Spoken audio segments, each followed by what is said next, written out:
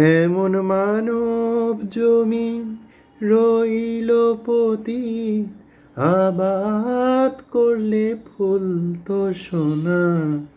মনে রে কৃষিকাজ, মনে রে কৃষিকাজ জানো না।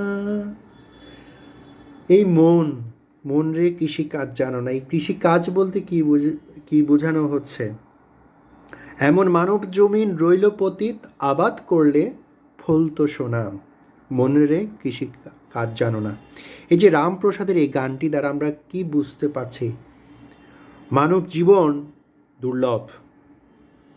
এই দুর্লভ মানব জীবনে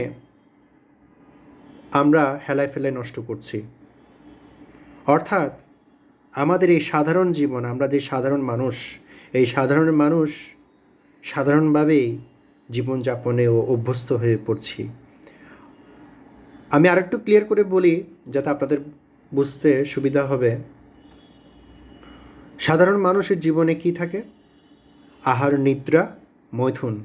এই আহার, নিদ্রা, মৈথুনের মাঝেই আমাদের জীবনটি শেষ, কিন্তু আর কিছু করা হচ্ছে না।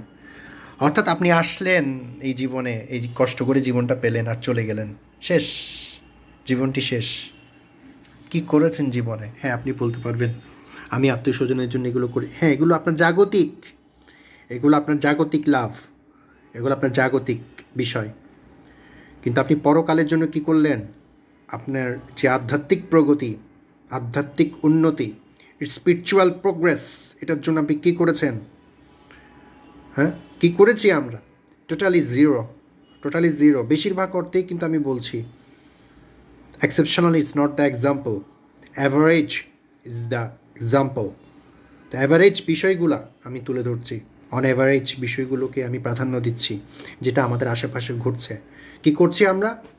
আসছি চাকরি শেষ করে, ব্যবসা শেষ করে আসছি, নিদ্রা আহার করলাম, তারপর নিদ্রা, তারপর কি? মৈথুন মানে কি সেটা আপনারা ভালো করেই বুঝতে পারছেন। স্ত্রীর সাথে সহবাস করলাম, অথবা বাকি সব কাজ, যেই মৈথুনের যে কাজগুলো, শেষ। পরের দিনও সেম কাজ, সেম চলছে, আহার নিদ্রা মৈথুন, আহার নিদ্রা মৈথুন, আহার নিদ্রা মৈথুন। কিন্তু নিজেকে প্রশ্ন করার টাইম চলে এসেছে, আর পাবেন না কিন্তু সময়